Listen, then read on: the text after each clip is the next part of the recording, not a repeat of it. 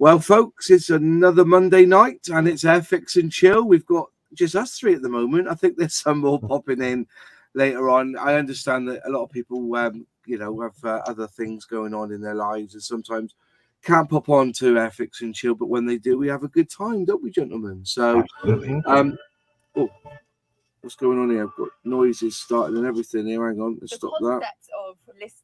There you go. Let's stop that. Oh. So he's trying to ring me.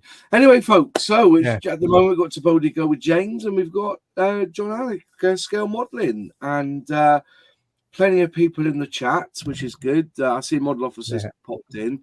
I just want to say thank you to our new member who's turned up tonight, which is Martin B. Martin, if you go to my About page, there's an email address. Email me, and I'll send you some stickers, a couple of my zines, and a woven patch.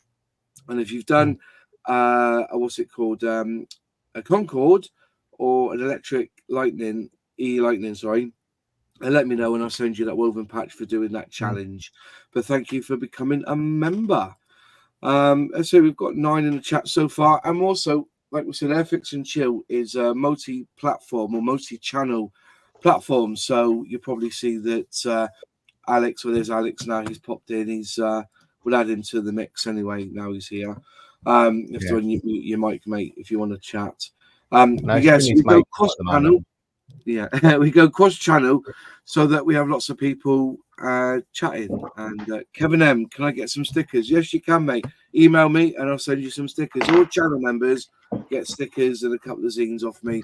I must get some more woven patches done for the Mod 6510 models patch. I must get that done soon. Also, while Alex is here, he's also got a challenge, which is the F35 challenge. So if you want to go over to his channel and see the challenge there of building an F35 Lightning, you can get a woven patch from him. So, which is all good. But John is in his shop. Pardon? Yes, in his shop. And go and visit Alex's shop. Yeah, go and visit his shop. Go to mansmodelsmoments.co.uk, I think it is. He'll come on in a minute and explain to you his new shop. I see that Sully turned up there and got a few deals from Alex this week. So hopefully he's gone away happy with some models there, Alex. It's just saying that Sully visited your shop this week. Hello. Yes, sorry, I had a few issues with tech and hardware there. But yeah, saw Sully. We spent a good amount of time yakking. Yeah. And, which gave him more opportunity to look around the shop, of course. So it was all definitely. So that's his website there. So you want to go to his website. I was just saying that you also do challenges, and you've got the F35B F35 Lightning Challenge at the moment. So if anybody completes building one of those models, that you'll send them one of those woven patches. Indeed, and if you buy one from the shop, I will include one in your purchase. Oh, well done! I like that. We'll have to do that. Yeah, it was 2 birds with 1 stone. Yeah, we've got quite a few in the chat. We got the regulars here. We've got David in tonight. Nice to see my friend Dan's in. I think Celtic West is somewhere along here. Taggers is in, bless him, and Hobby Barn. If I'm not mentioning your name, I do apologise. We've got Dave Barber. Got plenty of Go For It paintings also in, and Moz going for multi-meta media. Yes, I could do that. I've got an F35, but it's a quick build. Well, it's up to you, Alex. I think the challenge is you've got to use glue and paint on it. I've always said, you can't buy a corgi one and put a decal on it and say I've built it. Do you know what I mean? It's, there's always workarounds with these folks, isn't it? So, any further, Alex? Did you pre-order any SRN1 hovercrafts in your shop? I couldn't because I wasn't aware of them until the announcement. Right. Have you got any further with that? No. At the moment, I haven't had cause to order additional stock from Airfix at the moment. I shall be doing shortly. Well, little something for you. I remember if you want to take it up with Airfix.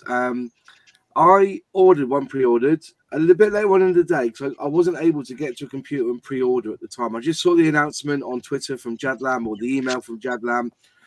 And then it was about half an hour later, then we got the announcement from Airfix that they were pre-ordering this on their website. So I didn't pre-order it till later on in the day. Anyway, I I basically ordered it from Airfix, and then on I was either Thursday or Friday, I ordered it from Jadlam saying that they had them in stock. And I was away on holiday, so I presume this either came Saturday or Sunday. I got this from Jadlam before my pre-order did from Airfix, and that kind of peeved me a little bit. So, Yes. Yeah, Subject for another discussion one night with us, perhaps. yeah. I don't think that's fair, really, but you know, it's I pre-ordered from the Airfix website, and I still haven't got it. David Coombs says my SRN1 is out for delivery with DPD. Well, mine says they're waiting for the parcel. And I got that notification Saturday, and I still haven't received it today. You know, so I'm just wondering whether I think there's a lot of issues with the couriers at the moment. Let's just say that. But it's not even DPD have never been great. Really? I love DPD. You know, it's like there's that little meme that goes out there saying, you know, what when you look up tracking and like Royal, you know, like Hermes is like, you know, it will be there when it gets there, and Royal Mail, it may come, you may get a red notice saying it's attempted delivery. Yeah, and it's got DPD. That it tells you the time, the date, you know, the driver, the star sign of the driver, you know, the exact time. Well, I do know this. It shows you exactly the time they delivered it to the wrong address. They've done that to me 3 times. So, I do know this. Not DPD. That someone had something delivered by Royal Mail, and they said it's in the cardboard recycling bin. Oh, and no! The bin men collected the bin. Yeah, I think that's a full par on that one, isn't it? If you put it in any sort of recycling bin, you know, the reason that most recycling bins are hidden away. The reason you can see them is because it's collection day. Yeah, I get that. So, but as I said, one of my wife's friends is actually the manager at DPD, and he's been absolutely brilliant for me. If I got an issue, I just contact him and say what's going on, and he'll say, "Oh yeah, it's on its way." So he's pretty good. But yeah, I'm quite happy with DPD. But anyways, I thought tonight we haven't really discussed this much, but Revell and Heller. And what does the future really hold for them? I did an Alex, and I went on to ScaleMates, looking at what they've released in 2023. So we'll get the screen up here because I'm going to share screen, and I want Revell, which really got me quite shocked. So we're going to share it. So there's the screen. Excuse me. Basically, they've released 70 apparently this year, or they're in the process of releasing 70 kits. And I thought to myself, well, I don't remember them announcing 70 kits. I never really announced. All I saw the announcement was that expensive Meteor that we all thought was way overpriced for what it is. But they going down through a lot of it is either new boxes, as you know, the 71 Ford Mustang Boss 351 is a new tool, which is in 1 to 25th, which surprised me because I thought Revell was 124th. So where's this 125th come from? I don't know.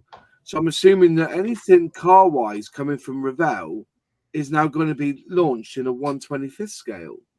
Did anybody else query that one, or is that just my thoughts? You know, it's Revell being Revell. Just I think the Revell 124th, 125th comes from a lot of historical molds they've got. Yeah, and an approximation in scale. Definitely an approximation in scale. Yeah, Revell used to do box to scale, didn't they? So, but I'm just saying that all the newer stuff seems to be in this 125th. So, if you're going to get a car from Revell, If it's Yeah. 1/24th, I presume it's going to be old style monogram or whatever that they have in the tooling. And then anything that's new in 1/25th is going to either be in a new tool. So when's this one? Was this Ford Mustang? Let's have a quick look on this one. Ford Mustang. When was it first released? 2020 or 2023? Wrong one. Yeah, Go back that's a minute. new. Yeah. See, that's 2023. So they've got these are all just model sets of the same one, basically, of that Yeah. one tooling. I get that. Yeah. That's 1/25th. This one here. When was this one released? 2000. Wow, that does 2000. surprise me. X So maybe I'm wrong monogram then. tooling. Maybe they're mixing and matching it up a little bit here Yeah. with 1/24th and 1/25th. I could be wrong, but the American makes of cars, so like AMT, American Old Revell, PMC. I think those all tend to be 1/25th. Folks in chat can correct me if I'm wrong. And then like the Tamiya, they're all 1/24th, right? Right. Yeah. The Fujimis, the Aoshima, the you can go on. Hasegawa, those tend to be 1/24th. Yeah. Yeah. So I think, as Alex mentioned, it might just be, or you mentioned, it might just be historical. Okay, that's fair enough. As I just said, they've got 70 there, and I can only really see. Look at that. That's the price of that. Jadlam have got this at £123.95 for Ouch. a 1/32nd scale Meteor Platinum. But I was under the impression it's going to be more than that. It was like around the 140 mark. So maybe they dropped the price a little bit. So there's still a lot of money for Revell tooling, but Revell tooling. But I'm just saying that if you go down through the list, just go back one a minute. Everything's, the Hurricane was a new tool. Has anyone in the chat built that yet? Anybody got any thoughts on that one? Because I've heard it's very Matt's soft. built it. Who built it? Model Minutes has built it, Matt. And what did he think of it? Ask He him. said it wasn't all that. Yeah. Wasn't all that. What was the price? I know a few people had issues with them sticking them together. Yeah. Them holding their form of it. Like these are all 1/25th. These AMTs. Yeah. Yeah.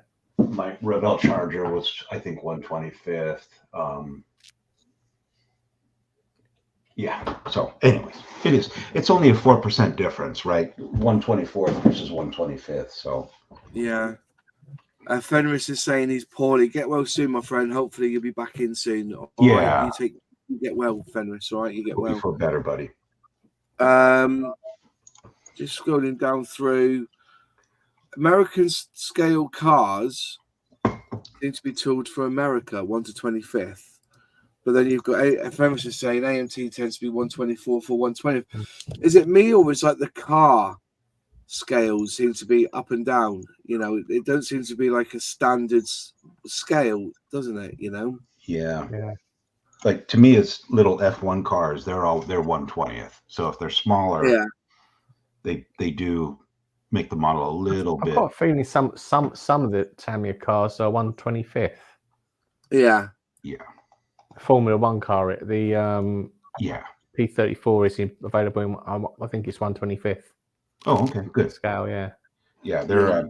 I guess I was thinking about I those. could be wrong. The 60s, the 1960s.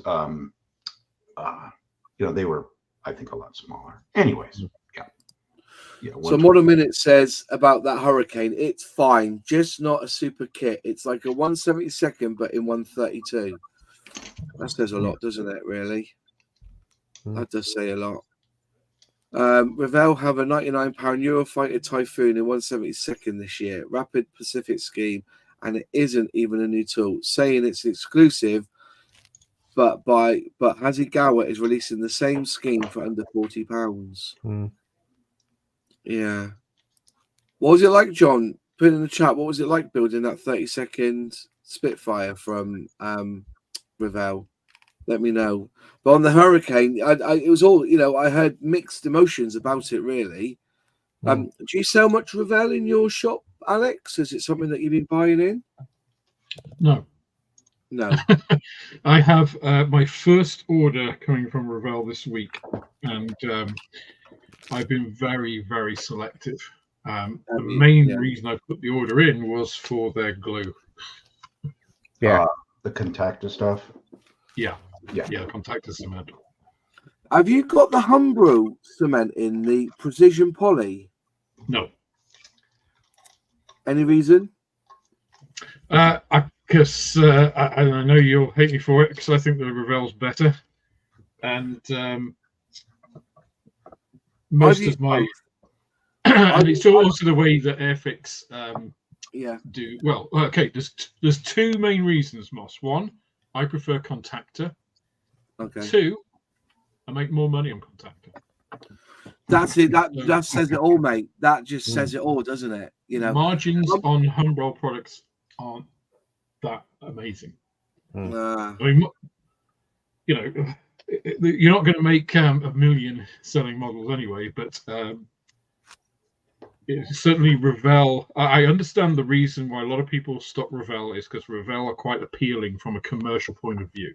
Okay. But I stick to my guns in that I'm not going to sell crap in the shop if I can help it. So I've been very selective about the kinds of kits that I've got in from Revell. And no fancy reboxings of 1960s kits. No, not even my first diorama set. Then don't need to, because I picked up a load of second-hand Matchbox kits, so they can buy them cheaper and better. I'm gonna say I'm not one for dissing Revell contactor because I've used it for years, but there's something about the precision poly cement in the bottle with the needle applicator from Humbro that's very special. I think that the cement reacts better to the plastic and is a firmer contact, especially when you're doing wings. I've gone around with contactor before, right?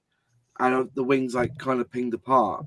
But with the precision poly from Humbro, I thought it was, and I actually go hunting for it. You know, you just cannot buy it. You know, you go around model shops, they don't do it. So if I need to buy anything extra, I do whack it on a list or something to get to it. But I really do like that. I think that's the one product that Humbro have got right, is that. And the other product they do well with is the Masco. I think the Masco is very good as well. But you try and buy it, nobody wants to stock Humbro products anymore, which is a real shame. But anyway, by and by. One that did excite me from Revell is the International Space Station. They're bringing out a platinum edition, right? If you know, they've released it now umpteen times, right? And it's the most inaccurate space station out there because they've added so much to it that, you know, it didn't even make sense. You know, am I right? I think China or India's got a section now, haven't they, or something? They've added bits to it. So I'm hoping that if it does come in new parts, that it will add all these extra modules. And I hope one of them has the little hole in it. You know what I mean? On the Russian side, you remember they found a little hole. No, the hole was on a Soyuz, wasn't it? It was on the Soyuz. It wasn't on the capsule then. Oh right, no, okay. On the Soyuz. Oh, I thought it was on the capsule, but so that's fair enough. But I'm hoping that's something that excited me. I never knew they did a 1/8 scale Jaguar E-Type. I knew they released a 1/24 one not so long ago, but they had to recall because it was nasty, if I remember rightly. But so that's changed as well. Maybe it was the 1/8 that I've got in there. But it was tooled, and then they going back again. It's a 1976 tooling, but 1/8 scale. But they did actually release one 2 years ago that they had. I think it was either 1/24 for 1/32 or something. But you know, just going down through. So they got 70. If I look here, as I said, I did an Alex, went on Scale Mates. Results found 70, 2023 releases. The Aston Martin is an easy click system, but That's for a new kit, isn't 122, it? So, that's a lot. That's a lot of parts for an easy click, though, isn't it? 122. So I'm hoping that the detail will be pretty good, because that means those easy click, basically, you don't have to use glue on it, do you? No. So that's due out this year. Go the Of first those go 70 kits, though, Moss, only 7 are new tools. Yeah, only 7 are new tooling. Hmm. But how many new tools did Airfix release last year or this year? There was 3 starter sets, weren't there? There was there was 3 starter sets. There was, you got the Gannet, you've got the Ferret Scout. What else was there? F-35. The F-35. Well, That's that's a technically a starter, isn't it? starter set. Still a new tool. So. Yeah, new tool starter set, F-35. Yeah, I was like the cars. It was a McLaren.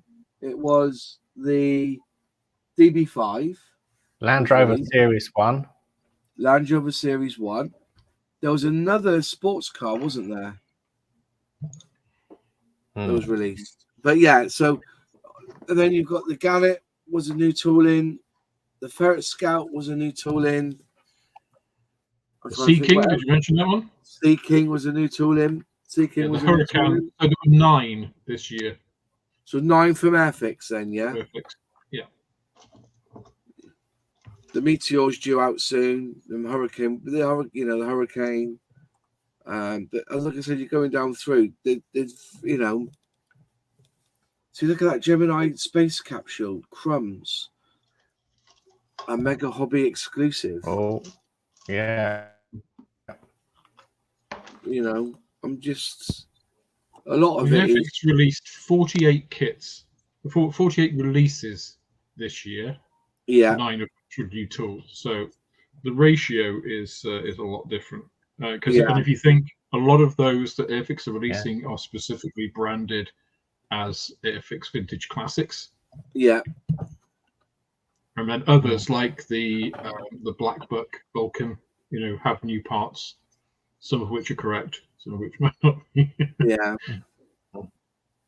Most of which need to be corrected. Should be the rephrase for that. The ATF. And also, with Airfix, if you think some of those releases are actually iterations of the same thing. So if you think the F-35 is in its starter set, it's with the Spitfire, and it's with the Lancaster. Well, the Lancaster, the Dambuster. So there's 1 new tooling, 3 new releases. So you've got your own glue, have you, Alex? Oh yes, I am selling both standard extra thin and extra thin hot. Extra thin hot. Nice. Does that come with a DVD? Triple X. That'll come out next year. Guarantees to melt your kits. Epic isn't the only one that's been listening to you, Moz. Revell hears you and your space model woes. Well, yeah. I'll bet that kit's going to be mega bucks anyway. If they did release that space station, it'll be mega bucks. But it is a really old tooling. I think it was 1970s, early 1980s, 1990s. Can't find it now. I'll have a look now. When was it? Oh, 2000. 2000. So it wasn't even finished at that point. No, that's right. Because it's 2003. Yeah, but it was released. It was in every shop. And even in 2014, it was inaccurate. So hopefully, but what sort of price is it going to be? You're having a giraffe. Ouch. Fucking hell. Really? Holy smokes. Yeah. What's this? Anybody else? 1001 Hobbies, good luck. You'll get it in about 6 months. I wouldn't even give them the shit off my shoe. It still must be a really massive kit. Even if it's 1/44th, I mean, the International Space Station's what, like a It's not like a football pitch long, but Well, you can see it in daylight if the sky conditions are right when it goes over. it's that. Yeah, Yeah. that's right. Maybe it is as big as a pitch. Yeah. It's a big bit of kit, but 104 pounds. Crumbs. It is. It's 109 meters Yeah. Yeah. by 73 meters wide. Yeah, that's gigantic, right? I mean, 109 meters, 144 scale. That's going to be close to a meter long. Yeah. Yeah. Well, I've got the Lego International Space Station, and that's about that long.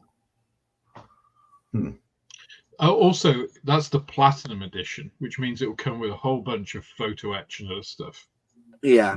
Yeah.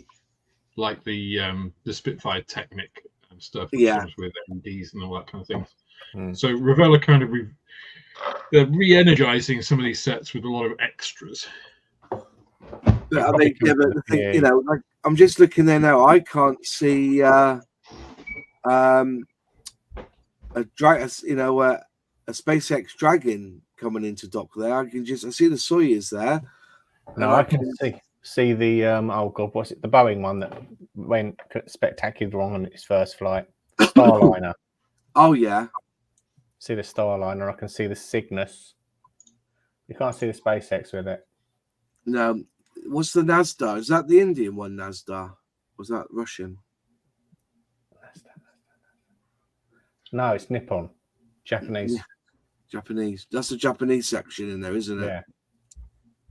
So maybe they've added bits. I'm just trying to see what the box art looks like for the old one. Well, well, I don't know.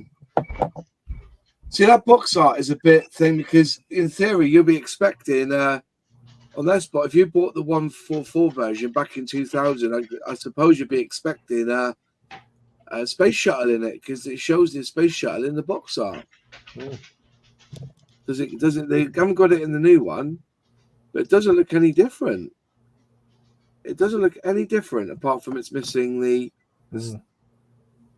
I hope they do better. I really do hope they do better. You know, but you know, it's as I said, they're releasing 70 kits. A lot of it's cars, some of it's military.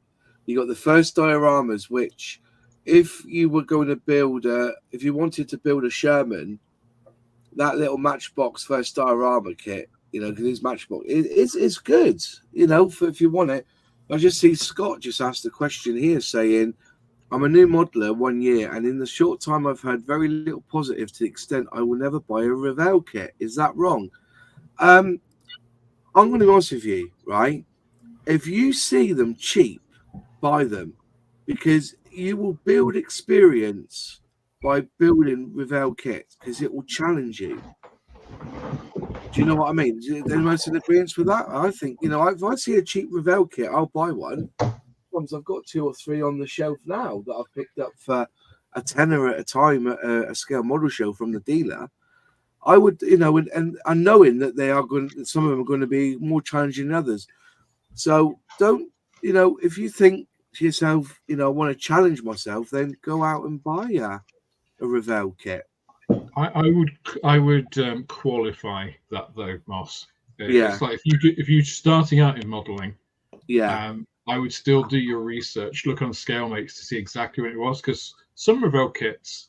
So if you get Revell kits that were made around the 90s, like I would say from 1990 to about 2010, they're probably going to be very good kits. Yeah. Not quite perhaps up to, you know, modern standards, but not far off. You know, pretty good stuff. If you get something that was molded in the 70s and 80s, like Moss said, it'll be challenging. There might be some fit issues and flash and stuff. If you get something older than that, you're probably going to get very frustrated. So I wouldn't challenge yourself too much with them. You want to challenge yourself just enough so that you don't get put off. And of course, if you're on a limited budget, there are better models to learn on, I would say.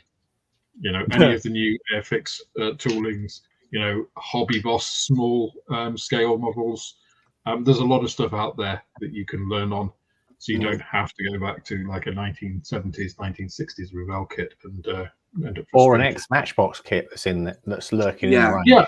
Well, the thing is, and it's to this point that you raised, Moss, on the Matchbox stuff that's being re-released by Revell. They're really nice kits. I love the old Matchbox kits. Revell are taking the piss with how much they ask for them. Fact. £20 Yeah. for that little Sherman kit is Yeah. buy 2 Airfix starter sets. It's a better deal. Well, that was my point. Way too much.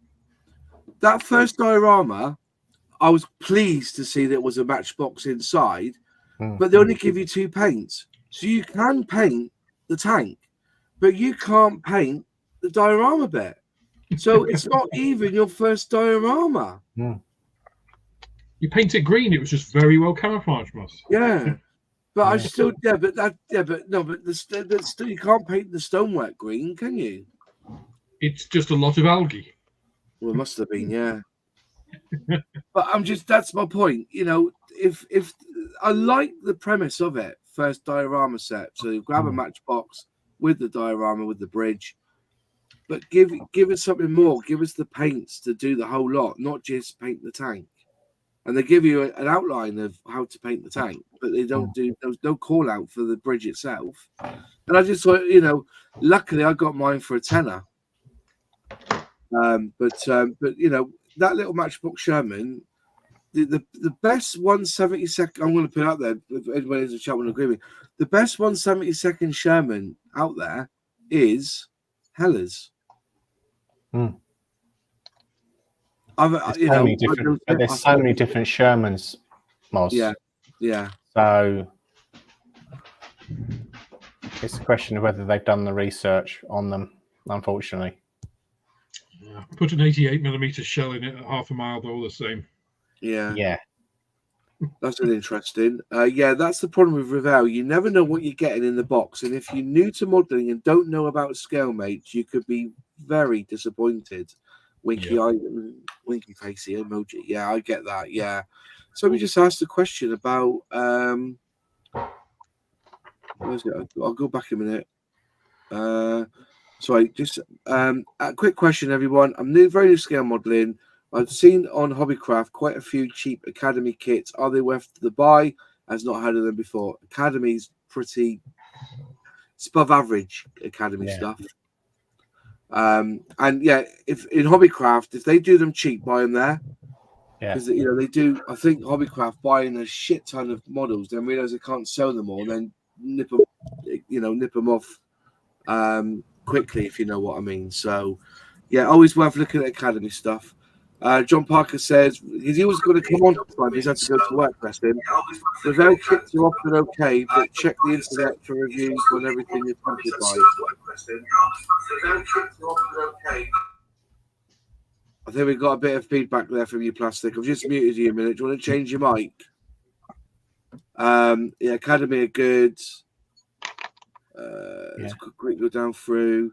The Revell 148 Spitfire Mark II goes together well. Just the raised details show its age. That's another thing, is detail in these kits, isn't it?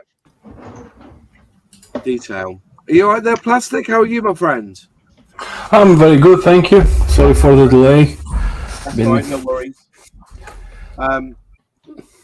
I buy the subjects that call to me. I shiver at Mac 2 or Rodin, but still they offer that subject. Many kits I have got are Revell. I grew up with them. Yeah, I think you're right. We've grown up with Revell, but the question is are they moving forwards as quickly as the others?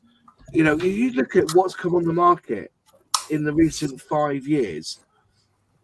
I don't get excited when I see Revell bring out a kit. I really don't. I should have been excited about the Hurricane, but when I saw the pictures or the artwork, what they called the CAD design of it, it didn't really blow me away. You know what I mean? So it's difficult.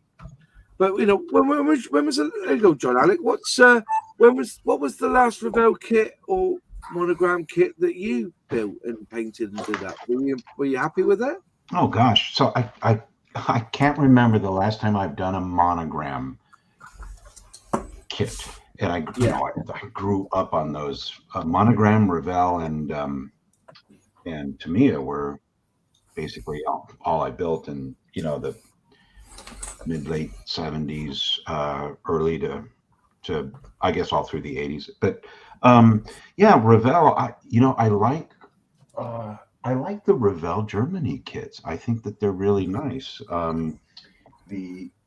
The last one that I've been working on is I got rid of the box, but it's a transporter. It's the Revell 172nd German. What's it? The SB? I forget what it's called, but it's a it's a very large transporter, and it went together. It went together okay. The last Revell, sort of American Revell that I did was that Charger, right? The 68 or 69 Charger. I enjoyed that kit. I thought it was good. In my experience, I don't think they're really any worse than AMT. And AMT is kind of hit and miss. So I'm not too gun shy with Revell. I would look it up on. I'm not really diligent about looking stuff up on ScaleMates. I just, if I see it and I like it and I want to build it, I'll just go ahead and get it and build it. So yeah, I get that. What about you, James? Are you a Revell fan? Have you built anything from Revell? I had to scratch my head and think about it. Yeah, because obviously, not many. I've not built many Revell kits recently. I think probably the one that sticks in mind is the Shackleton MR3, the new tool that they produced a few years ago, and that was beautiful. Yeah. I had fun and games with the decals because again, it's got sodding riveting detail everywhere. Yeah. As a Shackleton should, but it holds up very well against Airfix's Shackleton. But obviously from old school stuff, it's got to be. I've built the Revell X Matchbox HMCS Snowberry, which is the Flower Cast Corvette, and I've built the smaller 1/44 blue HMS Buttercup.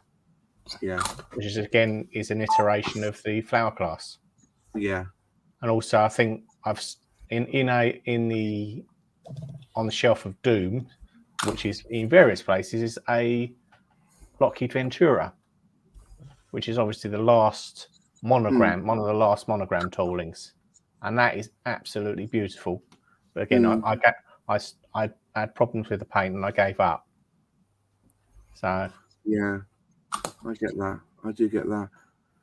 I was going to say, Sean Talbot here has just put a comment saying the only Revell kits I have in my stash is that reboxing of Hasegawa's 132nd BF109 G4, along with the K4 Plus and the 132nd Stuka D, as prices are far cheaper under the Revell branded banner than Hasegawa. That's very true, and also most of Revell's civilian planes are Academy made, I should say, not necessarily reboxing, but if you see a civilian plane and it says made in Korea, they'll have asked them to make the tooling and do all the work and then just ship it in a Revell box, which is what Airfix did for some of their tanks and for the KT ambulance. So there's Academy is up there, and I think that's what again is, if praise be ScaleMates,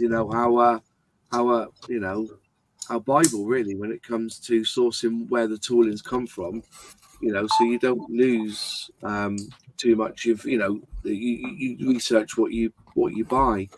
Before we move on to Heller, I better ask Alex, when was the last Revell kit that you built? Well, the last Revell kit that I built, in a common theme here, wasn't actually a Revell kit. It was a Revell box, which had a Dragon kit inside, and that was the Focke-Wulf 190 D9 Dora. Did you like it? Yeah, I mean the old Dragon kits, which are actually old. Oh, I can't remember, but I mean, for their time, they were cutting edge. Really nice detail. Fit was, sometimes a bit suspect, but once you got them together, really nice.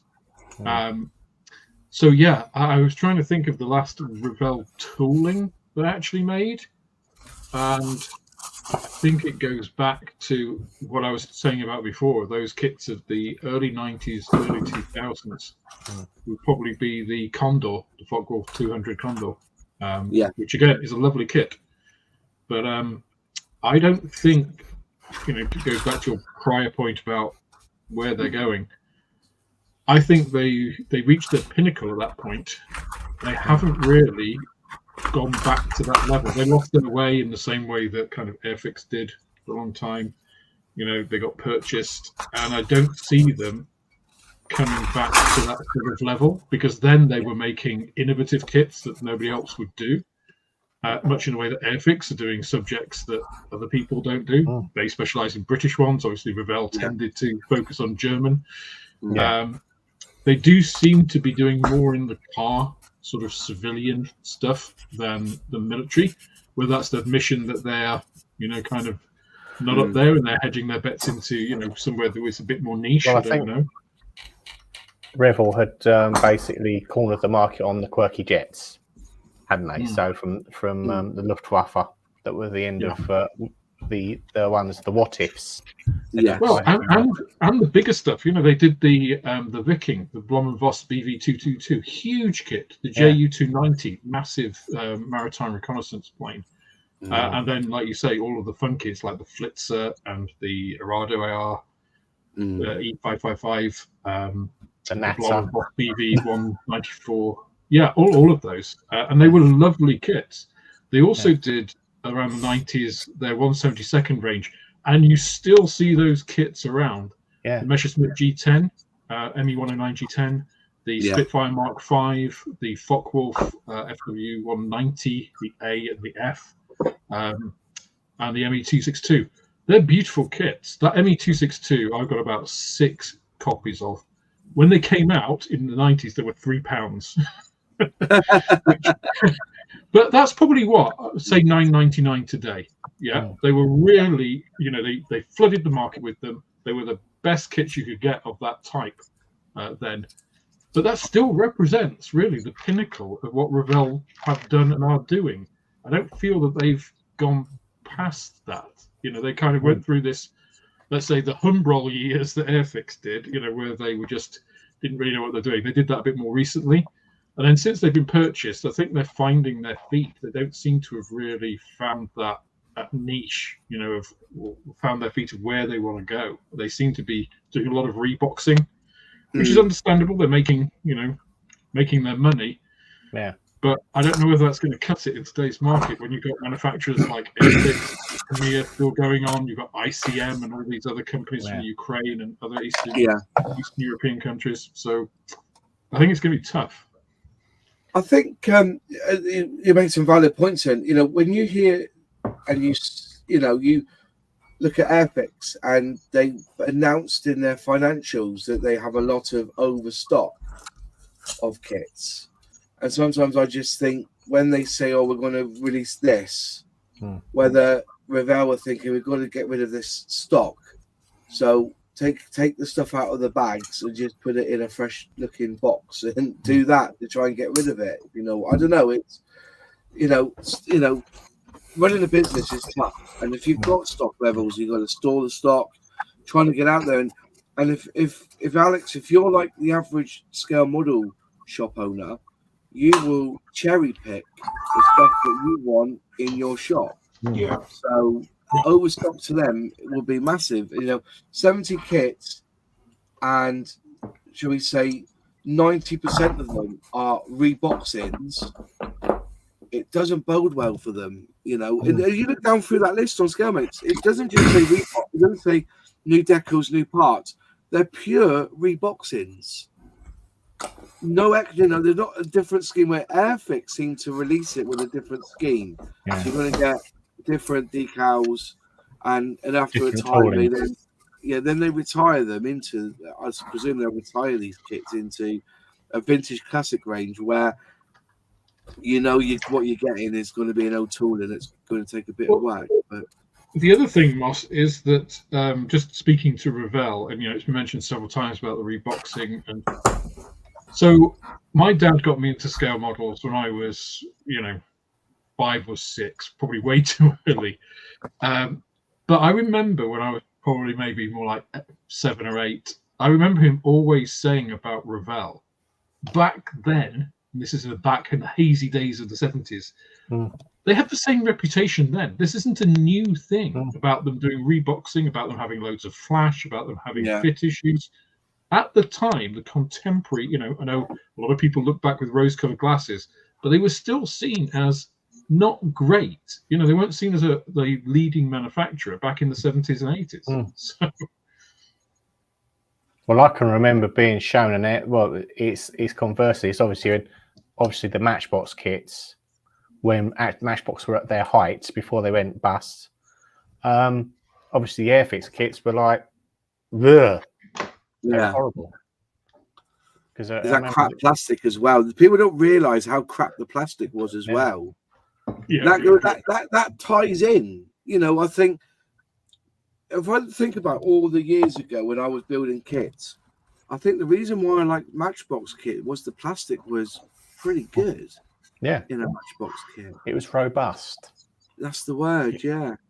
I think the other thing that we need to have in account is the market strategy for Revell, as well as Airfix. Revell was bought by an American company, while Airfix is invested in innovating and get there with the bigs. I think Revell is just trying to recoup the investment. They had the molds, just get the kits out, while Airfix couldn't have that because most of the molds were lost from India to the UK. But I think that there's a part of that as well, of Revell just, we don't care, just pop out, get the money, and that's it. That's a really certainly good how shout. it feels. You've got a lot of practice at cleaning up flash with Revell. Oh yeah, definitely. Skill in it, isn't it? I Just can't remember when quickly, I built a Heller kit, so don't even ask that. You become Mr. Miyagi.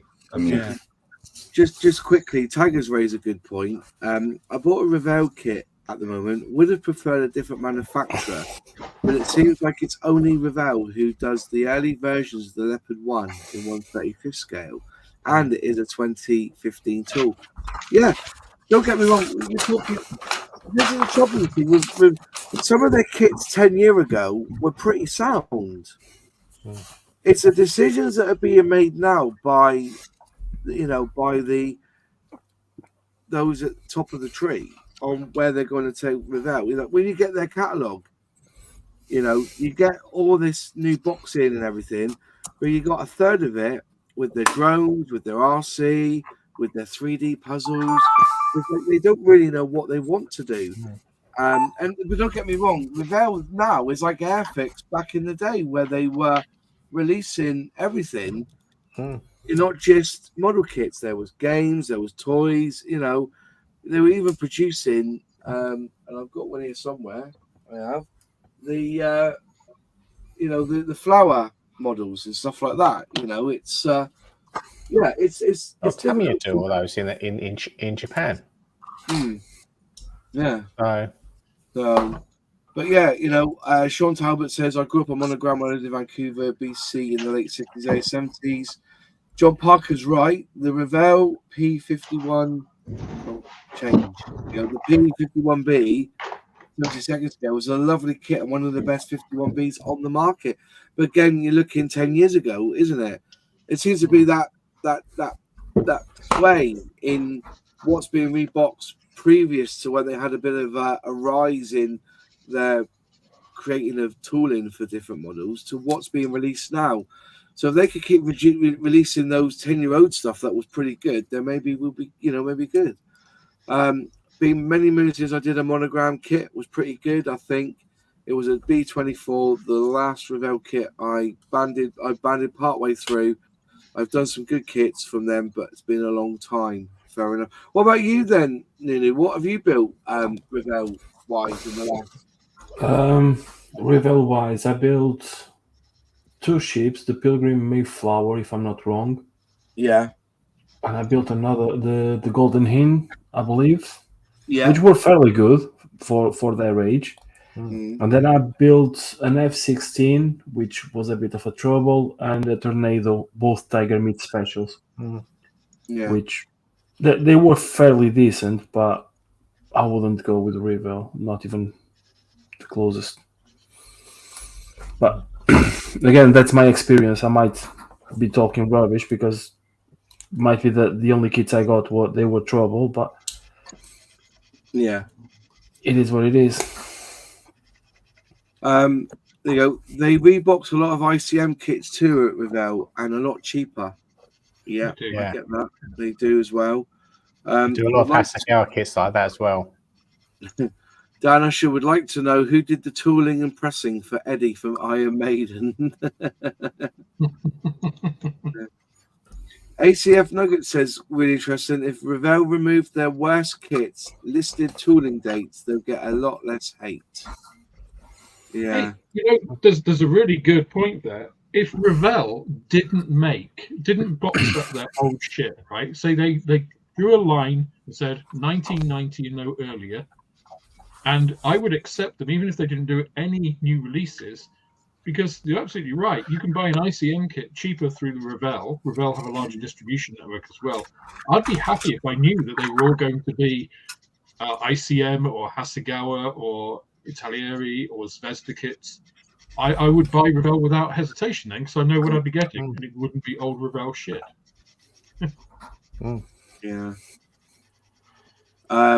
Nigel's saying here, I think you're giving Revell a hard time here, guys. Who else has produced a 132nd Arado 130? Yeah, we talked about that. We have said that they have done these other kits that are really good.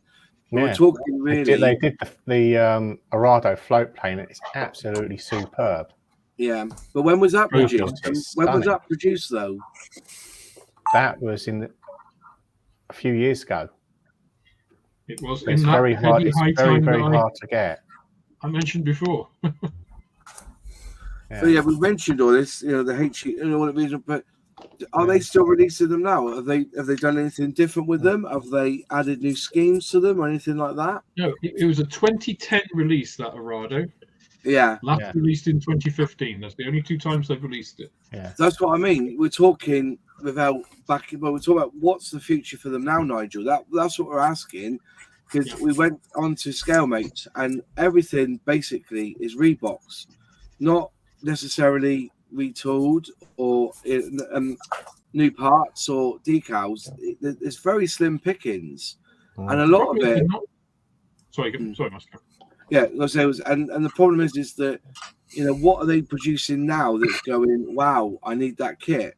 The last thing we've seen, which was big fanfare, was the Hurricane, and when you ask people, it wasn't all that, and we just feel they've lost their way a little bit. And we're going to come on to Heller as well in a minute, but after, what did we say? It was 70 kits that they've released this year. Most of them are just reboxes, not even new decal schemes or anything like that. So let's quickly go back up. Yeah, 70 kits. That's the thing, boss, isn't it? As Nigel says, he's listed a whole bunch of kits here, all of which are from that time where he said when Revell were. I mean, I used to loathe Revell, partially because of my dad's sort of impression of them and my own personal experience. Yeah. Until around that time in the 90s, when they suddenly started changing and being innovative. They were all the shows. They were IPMS Telford with great big stands with all of their new stuff there. And they were fantastic. They were doing full interiors for kits. And it was like, wow, the new Revell is amazing. And they were like that for about 20 years. And then it just seems that it stopped. Why don't you come on, Nigel? I sent you an email for the link. Do you want to pop on, Nigel, and have your 2 pence worth? I have sent you a link to it tonight. So I'll actually answer that one for Nigel. I know why they released the Luftwaffe stuff. It's because obviously Revell are obviously German, so all the big superstores like Kaufhof and that have a model section, and believe it or not, you go in there and it's wall-to-wall Revell. Yeah. So yeah, and guess what? They do Luftwaffe planes, all of them. So it's like essentially it's like going into obviously Model Zone or BTs of old when you used to have the big Airfix. Yeah. I've resent it to you, Nigel. Sorry, mate. I sent it to. There's 4 of you tonight. I send it to by email. Maybe I've sent it again. This time I've not grouped you in with the 4. I've just grouped it single. If you think Revell is bad, apparently you've never built an AMT. Yeah, you know that. Well, unless you built a reboxed Revell version. Yeah. I'm totally open. As I said, I just don't see the future. They seem to be stuck in between. As you said, maybe investment. They want to get their money back as quickly as possible but they must have spent a lot of money getting those tools in those machines, reboxing them to ship them out. But it's We'll see what Nigel's got to say. He's popping on, which would be good. London Bus, brilliant. Yeah, I've not seen that. I must look at it. It looks good. Yeah. What I've seen. Oz has done an absolutely stunning job of the engine so far. Yeah. Well, one of the engines that you can Did you see that? Yeah. Unbelievable. He's done a beautiful Leyland diesel engine. It's like, wow.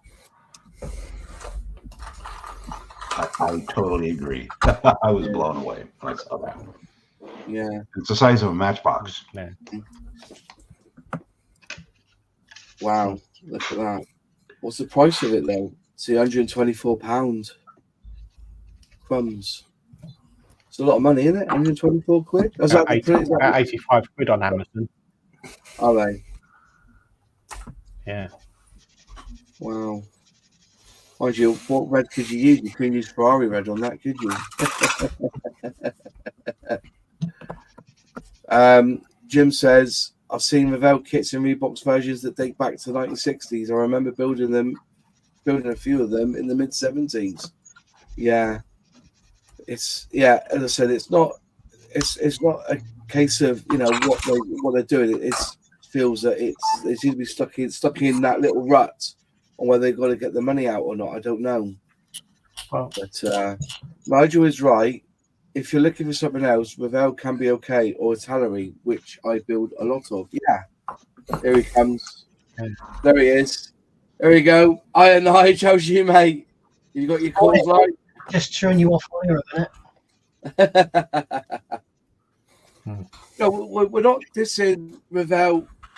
We're just saying that it's the future of Revell that seems to be a bit of a time. We look through Scalemates, and in 2023, 70 kits were released. 7 were new tooling. A lot of it was old part, reboxes, not even new fresh schemes or new parts to it. So we wondered where the future of Revell is. We're going to do the same with Heller in a minute. What is the future of Revell? They seem to be stuck in some sort of quagmire, not knowing what they really want to do. Yeah, in my opinion, counts for anything. To me, they have always produced some lovely, lovely kits, and it's like Alex said. There seems to be this chunk of time where they got this massive investment or something. I don't know. And then before that and after that, it's just. I mean, I've got a 196 Saturn V there, in the big toolbox. Yeah. And I got it 2021. I think it was 50 years since Apollo 11, and 2019, whatever. And it's got a new on it, and it's a 1960s kit. It's crazy. 1970, I think 1970, and it's got a new on the box. I don't know how they get. Plasticard. Sorry. It's got a load of Plasticard in it. Yeah, it has. But I don't know how they get away with it. So the trade's description, right? They're yeah. What were you talking about just now? Sorry, because I ran downstairs to get a beer, And I came back and my kit did 150 of them, and James said it was 84 on Amazon. Oh, the London bus. London bus. Yeah, the London bus engine. Platinum edition one. Here's one, mate. Wow, you've got one of you. Beautiful. Yeah, 76 quid on Amazon. He made that engine look totally metal. It looked like a little metal engine that could run. It looks absolutely fantastic. Yeah. Well, this is the beauty of what we see now in scale modelling is we call them sub-assemblies. We love a sub-assembly. Everyone does, you know, and I think Qatari went wrong by not producing an engine for that Spitfire that they did, because I think they've been hammered for that. But you don't think they should have done an engine? You don't think they should have done an engine? The trouble is, and this is what Tamiya have done with their 48 scale kits. If you go and buy a 48 scale 109, you get an engine, but you can't put the engine in if you want to have the cabin shut. Because the trouble is with scale mod, the engine is the first they put an engine on a bench, don't they? Build a plane around it. Yeah. And the sheet metal lot is so thin. And for reduced drag, they make the fuselage as small as they can make it around the engine. So obviously, to have an engine in a model kit, you've got to have the engine undersized, which everyone complains about. Look at all the old trumpeter stuff. The P38, the engines in that are tiny. Yeah. Even that Hong Kong model's Lancaster, the engines in that, they're tiny. So they could have made really thin engine cowls like Tamiya did with theirs. But it's their first kit. You've got to give them a break. You know? Yeah. None of the 32nd Revell things have engines, do they? No, and I think that was one of the things that people said about the Hurricane was doesn't have an engine. Doesn't have an engine. I do remember they did do engines. They did. They did a 1/32 scale Seafire. I remember building it, and that had an engine in it. Bloody hell! See, the thing is, though, Nigel, it's not just. I know what you're saying about that, but people look at the price of a kit and they say, "Oh, that Spitfire's £80 odd." What are you going to say? Engine. Go on. And the Airfix 124 is 90 odd quid. So for £10 difference, you get a bigger you get a bigger plane, and you get an engine. That's the argument that people share. It's about pricing. But that Corsair was 60 quid. They would have said that's the best Spitfire at 1/32, 60 quid. But they went for £80 odd, didn't they? Yeah. And it's probably the most accurate model Spitfire money can buy. It's certainly got the best instructions. It'll have the best colour schemes, best colour corrects. Yeah. But, I mean, from my point of view, Nigel, couldn't give a shit. Yeah. It's like, I'm not paying 80 quid when there is what I would consider better value out there. And I do disagree. I think it is absolutely fair to compare eggs and eggs here, because we're, as buyers, it's all the same to us, right? I mean, it's the same as in the shop, right? There was a, what have I got? The Hobby Boss F14s and the Tamiya F14. Tamiya is twice the price almost of the Hobby Boss. But you pay your money and you take your choice, right? And it's like smaller manufacturers do have larger overheads and are going to be more expensive, but they do also need to think about it's going to sit there next to another kit which could be 2/3 or half the price. How many people are going to buy their kit because it is, you know, a quarter of a millimeter better in one dimension or another? There is a certain section of modelers that will do that, but it's not all modelers. I would argue it's not the majority of modelers, so they're restricting their market. So I would agree. It's a broad strategy. I don't know if it's a winning or long-term one. I would agree it's certainly in one aspect. I mean, look at Wingnut Wings kits. Everybody's like, oh my God, Wingnut Wings, you know. Wow. There's nothing really that special about them. They've got very little photo etch. They don't use slide molding. You know, they're not that amazing, but the research and the work that goes into the instructions gives you this full package that everybody falls apart over. Look what happened to Wingnut Wings. Very expensive. Well, very expensive here because of our greedy importers. But, you know, when you compare a 32nd scale Spitfire Mark 9 from Tamiya to a Wingnut Wings kit, there is really, no comparison. The Spitfire is far better. But And you can buy it. Wingnut Wings went bust. That's what I'm saying. If Richard Qatari keeps turning out 32nd scale single engine fighters for 80 odd quid, they're going to go down the same route. Because I built that Hurricane from Revell, as you know, and that is a beautiful little model. And how much was that?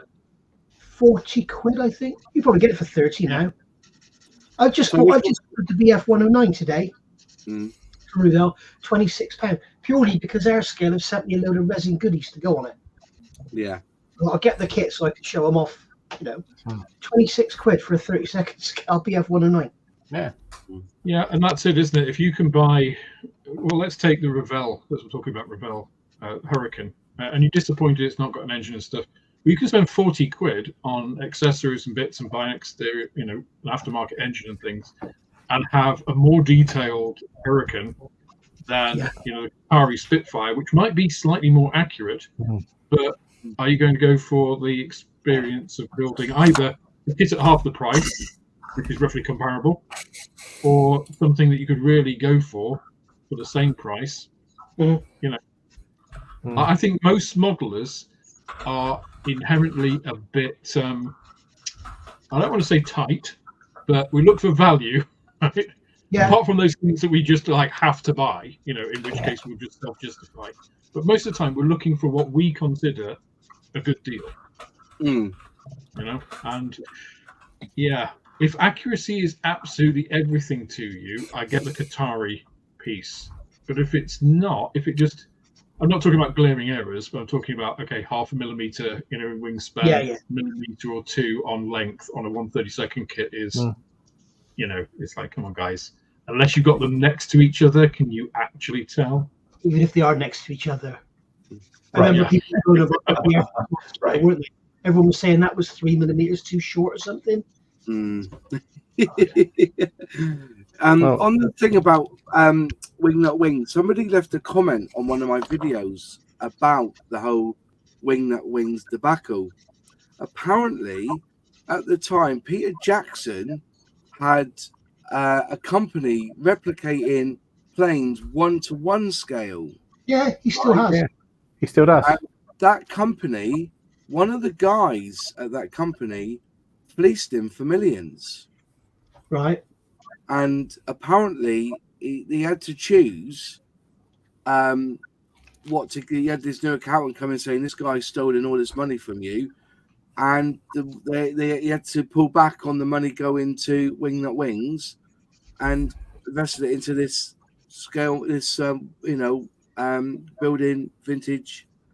Well, I've seen the video on here on YouTube of the amount of research they do and the attention to detail they to get to restore these to build these they're essentially new build World War I warplanes, and the research they go to build the engines and whatever else.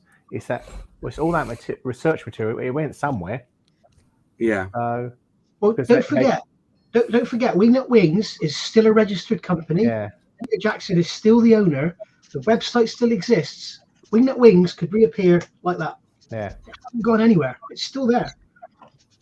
It's just ceased producing kits, and it got rid of all its staff. Who then moved on to Qatari, yeah? Some of the staff went to Qatari, and there's a very wealthy vet, funnily enough, in New Zealand that has put the money into building this company called Qatari. And Richard Alexander, who I regularly speak with via email, is now the MD of Qatari. Right. And they're doing exactly the same as Wingnut Wings. They have a Chinese tool manufacturer, and then they have a Chinese molding company, and they have the tool manufacturer make the tool. The molding company does the molding. But I mean, their quality control is probably one of the best on the planet. The manufacturers of the tooling, I've got a couple of books all about it. They put, they have like 3 lots of test shots before they're happy. You know, What's I your think tailor? Yukimura, it's 6.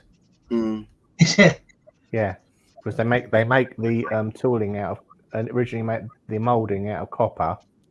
right. Because it's obviously cheaper to alter it, and they do 6 toolings before they sign it off. They're happy with it.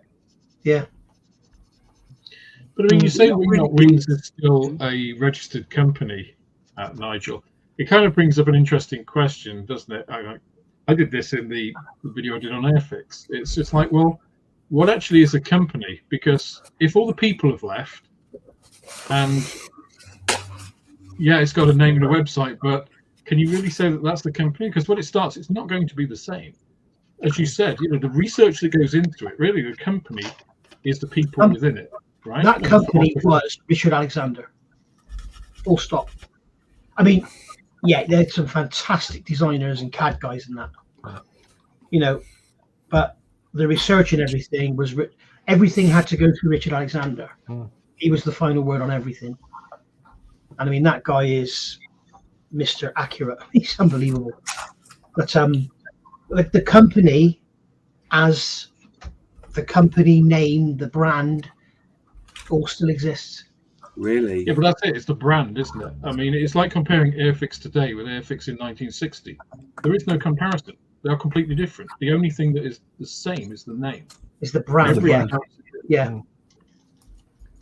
But if I mean, it won't happen. But if Peter Jackson got all his people back and revamped the company, it would come back the same. Yeah, that would never happen. No, Wing Not Wings was started by Peter and Richard Alexander, wasn't it?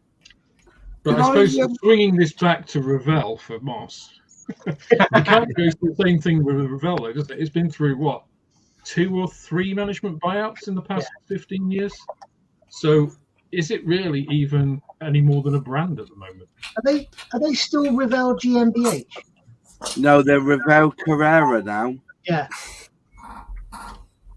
Because it was always the Revell GmbH kits were always better than the Revell kits, weren't they? Yes. Yes. The 24th scale car kits. Some of them were American Reebok sort of monogram kits, and they were never as good as the Revell stuff. Yeah. Well, that's where you get some of the discrepancy in 124th and 125th. Yeah, That's what we were talking about originally. Is that what is the scale? 124th, 125th. We get pissed off in this country because Airfix released 176 and 172. I can see them going boom for 124th and 125th elsewhere. Yeah. It's the thing also is, did Peter Jackson do wrong with Wing Not Wings by concentrating on very careful what you're saying, boss? Yeah, were they wrong in going for World War One planes? Would they have made a lot more money going for World War II and maybe some Cold War jets instead of focusing on the World War One stuff? Probably, yeah. But World War One was his passion, and then he was going to do a remake of Dam Busters, so he actually had 10 full-size Lancasters made, copies for his film. Yeah. They've all probably been crushed now. He's got a lot of spares from Kermit Weeks and other people who had Lancasters. Yeah. Or correction, he's got Lincoln parts out there from Kermit. Yeah. But be very, very careful what you say. There have been people that have talked about him doing something wrong with the government or something. Yeah, somebody put something up on the chat there, and I didn't put anything up but somebody said that there was tax evasion or something. So I don't know. Anything else? Yeah. So I mean, everything we say is our opinion, and unless you're going to actually libel somebody. I'm not liable. I'm just saying. I just heard that he got fleeced by a lot of money, and he decided not to go any further. And and it's a shame, but. I believe that a lot of the tooling is still held by a particular Chinese company who's going to release it under a different brand. So, because I think there was one tooling that wasn't released. That was then released by somebody else. Made by a Chinese company, yes. Yeah. The company there were three kits being produced when they went bust. It was the Fokker DR1, Yeah. Lancaster, and the Handy Page 0100 or 400 was it? 400. Big thing, which I want. I want that kit. Yeah, so do a lot of people. So, Border Model bought the tooling for the Lancaster, and as we know, that's finished tooling. It's not finished. They've got it pretty well sorted now. And then Meng bought the tooling for the DR1, and then made some changes to it. So I don't know how far. I mean, I've seen a test shot of that Handy Page 0100. Yeah. I made a video about it, if you remember. And you did. That was last year, wasn't it? No, that was 2018. Right. Okay. Years ago, Moss. Yeah. You know what? I binge watched you anyway. Now I binge watched you. So depends what come up next on the next. After. But yeah. At the end of the day, as I said, somebody's been asking here, if you want a model of a Spitfire Mark 1 in 1/32nd, then it's sort of irrelevant what Tammy has done, or for what that matter, that Revell has a much cheaper 1/32nd scale Hurricane. What are the other options? I don't know what Russell means there. What does he mean? It's sort of irrelevant what Tammy has done. He's saying, but I think what he's saying is that it's irrelevant which manufacturer's done what. It's what he's saying, if you want a Spitfire Mark 1 in 1/32nd scale, the only one is Qatari. That's what he's saying. Yeah. You can go and get if you want a 1/32nd scale Spitfire, go and get one of the Tammy ones. They're the best on the planet. If you want a Mark 1, you're a Mark 9 or a Mark 8, are you? Or a Mark 16, whatever it is. That's what he's saying. I think one of the things with what Nigel brought up there, though, about the passion for World War I aircraft with Peter Jackson is really relevant to the Revell and the Airfix piece, the kind of whole bit. Because if you think Peter Jackson made those because he had a passion for them, and that came through in the way that, who he employed, his oversight of it, deciding what they were going to do. And that's why they were such good kits. And if you look at the way that Airfix have made a lot of their kits recently, it's the same sort of passion, the same sort of diligence. Yeah, they make some mistakes and stuff, but cut them a break. Their heart's in that place. And what I'm not seeing and not feeling from Revell is the same thing at the moment. And it is that sort of passion that they did have around the turn of the century, when they were bringing out these amazing kits like the Arado, like the 32nd scale ones, and the 1/72nd scale, big flying boats and things. That showed passion and diligence and research. And do we see that in the same way? I'm seeing it more in the cars, like we said, the London bus. But I mean, that's a very different sort of market. There aren't that many of us that do big 1/32nd scale, aircraft and stuff, and London buses. They tend to be relatively separated. So, do we need an injection of people who are passionate about subjects at Revell? Will they get that? I'm not sure. Yeah, well, I mean, I've just remembered something as well. We talked about all these lovely 32nd scale Revell kits, and then they did the F-18. Oh yeah! What a complete and utter pile of dog crap that thing is. Oh, put a certain modeler in hospital with that one. Sorry? Phil Flory in hospital. Yeah. I mean, they've actually got in the instructions where to remove the flash. Guess what's the Oh, bless it. They've actually got in the instructions, if you're watching the reviews on it, they show you where to remove the flash. And you've got to shorten the bulkheads because they don't fit inside the fuselage. They're too big. The undercarriage is it can't support its own weight. The rear of fuselage is all out of shape. The fuselage around the canopy is out of shape. It's an absolute pile of crap. How did Phil Flory get put into hospital then? Because of that model, what did he do? He had heart. Unbeknownst, he had high blood pressure. Right. And he was taken ill because of that model. It was firing him up that much. We pulled his leg over it because he said it bloody killed you.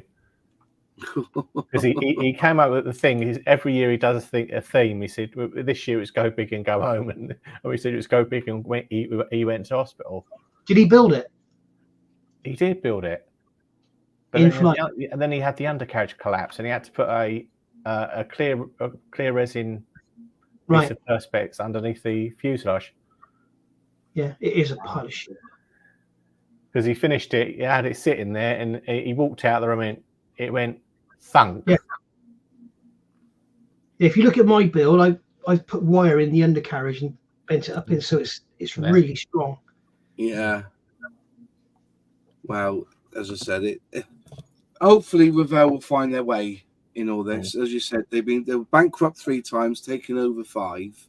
Mm-hmm. Hopefully, we'll see something better coming from them next year. And I will say they have got amazing customer service. Yeah, spare parts and stuff. They are amazing. But saying that on that, that's because they have to practice so much, Nigel. The rings around that go just in front of the exhaust nozzles on my F-18 were absolutely covered in sig marks. So I sent them photos. And I said, "Can I have some replacement parts?" Yeah, no problem. We'll send you them. They sent them, and the ones they've sent me are even worse. that is good customer service. That. Oh yeah. Right. Anyway, we're going to touch on Heller now, because Heller's been bought out this year. And if we go over to my screen, There's so much to the trumpeter, isn't it? Yeah. Yeah. Glow 2B. Yes, great to see Jess. It is great. 2019 model. Saying hi to Jess. So here we go. Scale mates this time. And if we scroll down, 28. No, don't quick. Shift past that because Wayne Wendy will get excited. Where's Mark? So stay there, Jess. 28 kits announced, right? So model set, new box, model set, new box, model set, new decals, model set, model set, model set, model set, model set, model set, new box, model set, model set, model set. Keep going down. New decals in the Ukraine one, but obviously it's a model set. So you can see here that VAB, I built that years ago. I thought that was a pretty good kit, to be honest. When I built it, I thought it was all right. Can I ask a question? What is a model set? A model set is where they've grabbed the tools and they've added paints, a brush, and some of their cement. It's like a starter kit then. Yeah. Yeah. Well, it's a gift set. Set. Okay. So, yeah. Nothing new. They've got one kit that they mentioned, which was going to have the Z wings, and I can't remember which kit it was. They announced it in their video, didn't they? But no one's seen it yet, have they? I can't remember what it was. Oh, the Hawkeye. Hulk, yeah. Hawkeye. It had the floating wings, didn't it? Is that 1/72 scale as well, Yeah. wasn't it? It wasn't 148. The EC2 Hawkeye. Yeah. But this year, absolutely nothing. Being taken over by Glow 2B, but basically that on scale mates for 2023, released this year, there's nothing new. Just reboxing of kits. So going here for because they've gone on the bandwagon, I guess, with the Ukraine stuff, haven't they? They've jumped on the bandwagon. So click on this. This is VAB 135th. That was a 1992. It's a 24-year-old tooling, that one. But it's not bad. It's all right, actually. It wasn't too bad put together. That's the one I did years ago, going by the box art. It just seems a real sad shame. I don't see Heller coming back unless they pull something out of the box. But who's Glow 2B anyway? What is Glow 2B? Glow 2B is a German company. Yeah. And so they do plastic toys. The distributor as well. Are they? You've got Glow 2B, Monochrome, and what's the other one? Gallery models. Yeah. Gallery. I think they've all been bought out by Trumpeter. It's like you've got I Love Kit, you had Merit, you've got Hobby Boss, they're all wings of Trumpeter, aren't they? And they. Yeah. Well, Zhongshan Yatai is the parent company. Is it? Yeah. Is that they own Trumpeter as well? Do they? Yeah, Right. and they also make electric motors for boats. They don't like to diversify much, then, no. Mm. But the first time I'd really heard of Glow 2B was when the Yamato came out, because the Japanese and the Chinese aren't very happy about each other, are they? No, that's right. And the Trumpeter will not release a Japanese ship. So monochrome gallery models and Glow 2B are the people that have done it.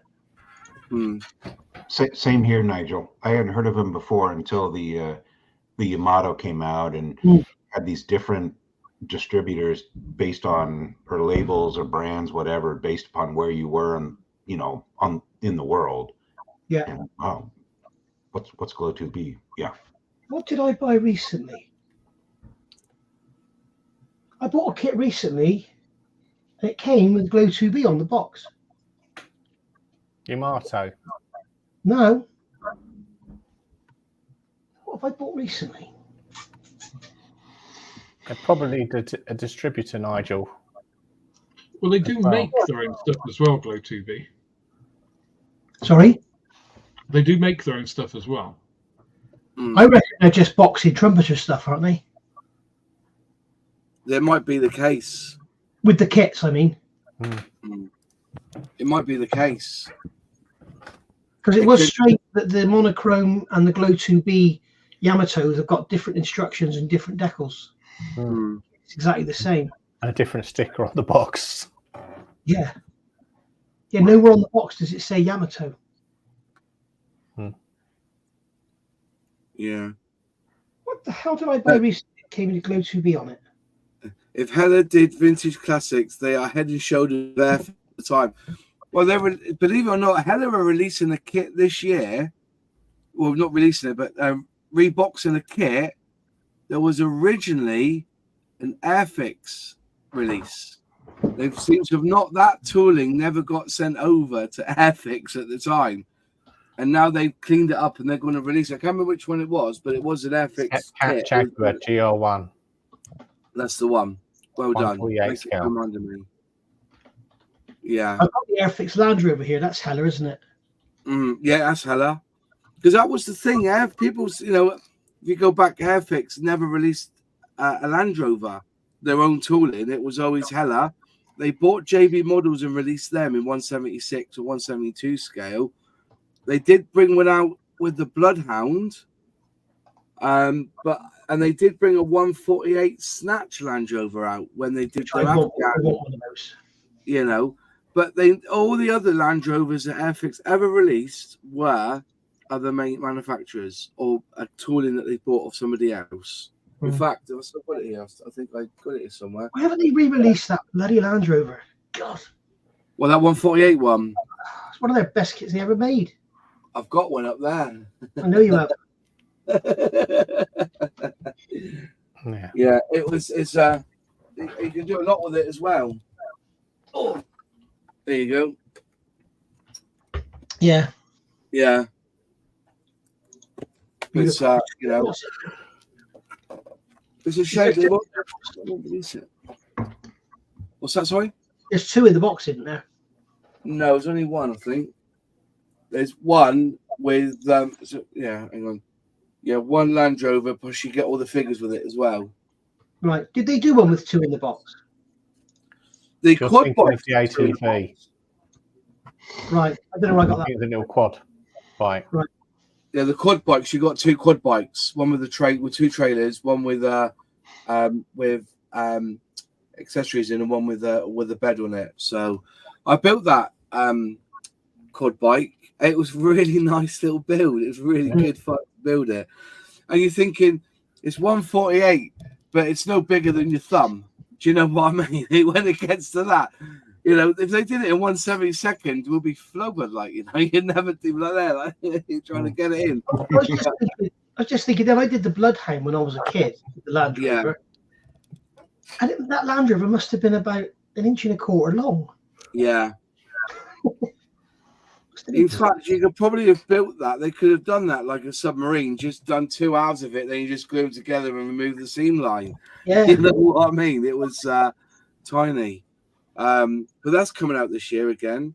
And as I said, the other one, if I just grab it here on my bench, whoops, this will collapse. That's the Land Rover that they released. I've got one of those. It's awful. Yeah, Looks older than I am. Yeah. So I picked that up cheap from at the Scale Model Show just for but 1993, you know, and then they lost. I think they went bust, and then Airfix bought the tool in. So, but the new Land Rover, I've seen somebody built it at our local model club. He's done a fantastic job on it.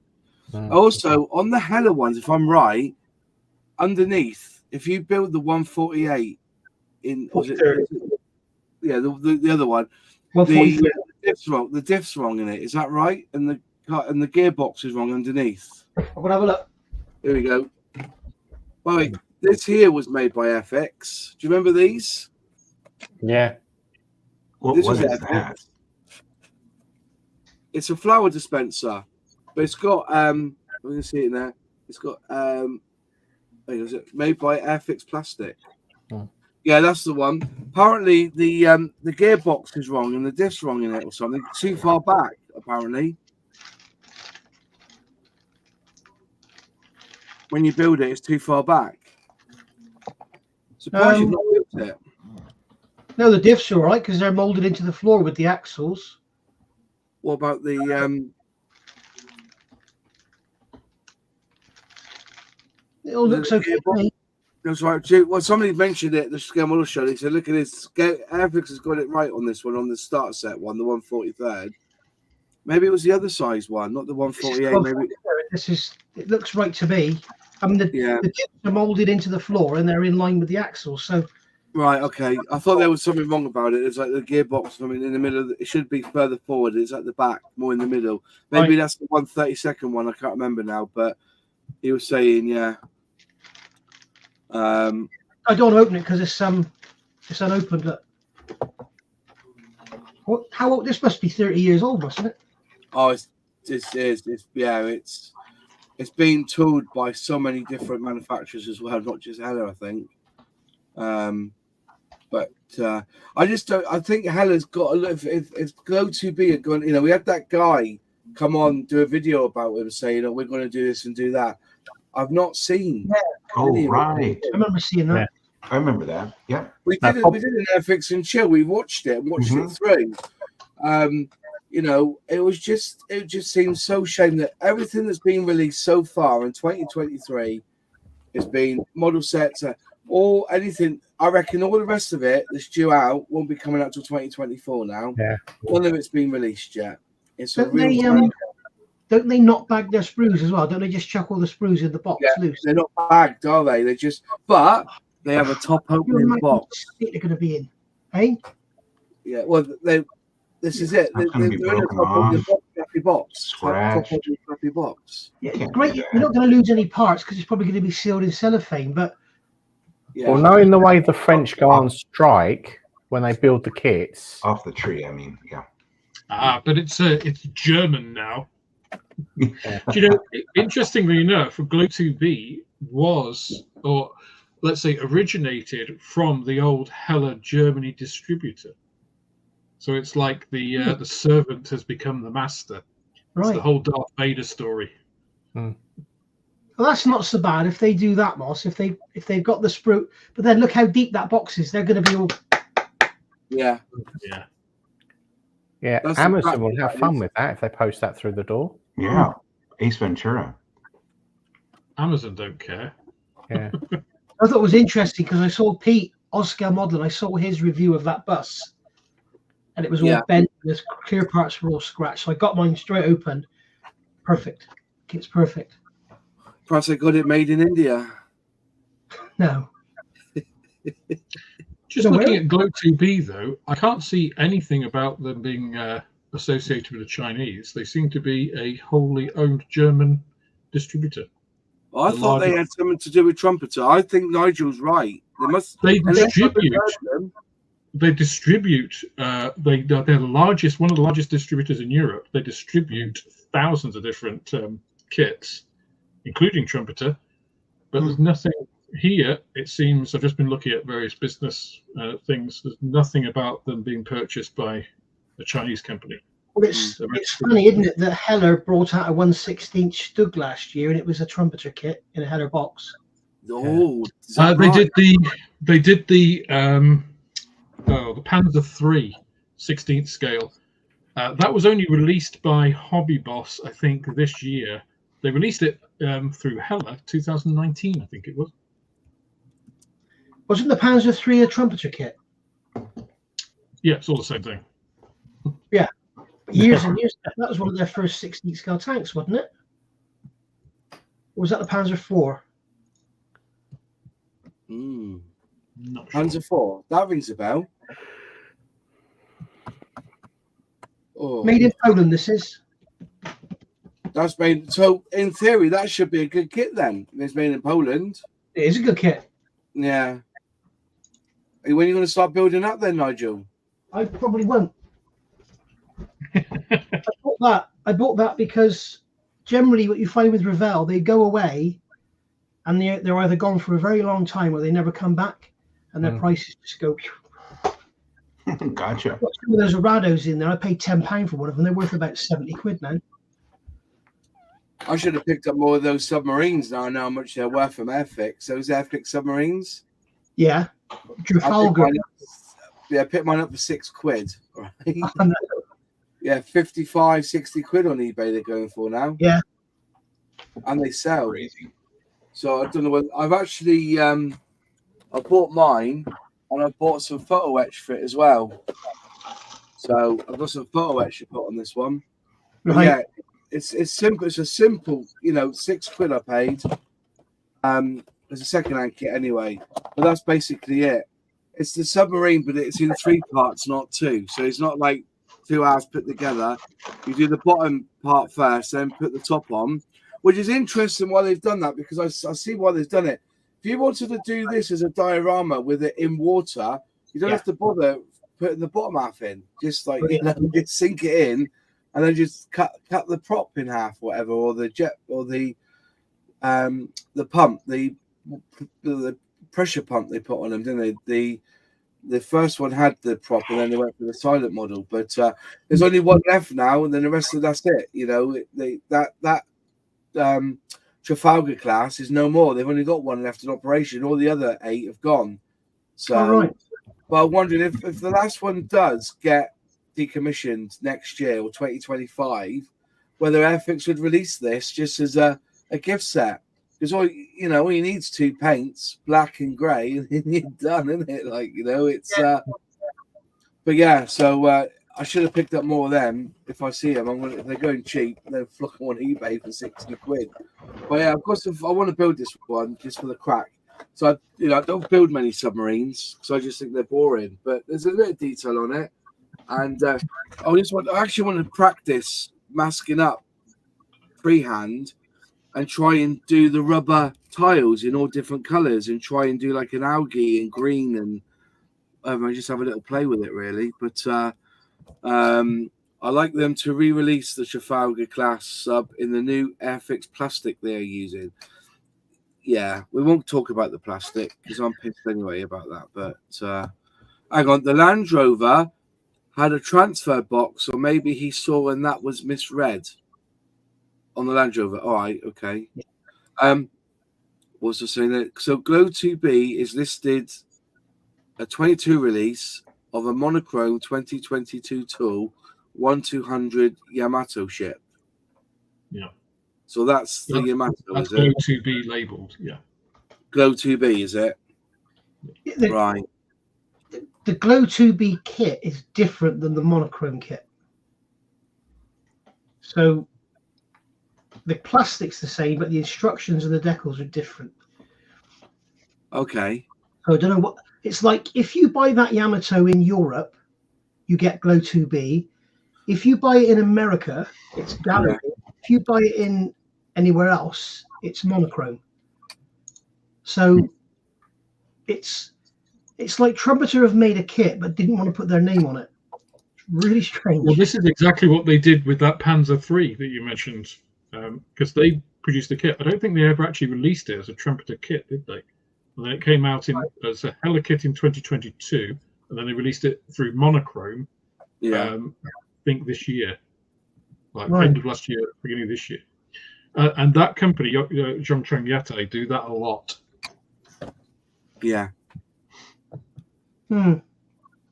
I think at the end of the day, all these companies release tooling or release models of other manufacturers' tooling and put their own take on it, and it depends on how you want it. I know people were moaning that Airfix was selling Academy tanks 10 quid more than what Academy was selling them for, but you're getting their design scheme and probably, you know, and their instructions, where Academy instructions aren't brilliant, you get the Airfix instructions instead.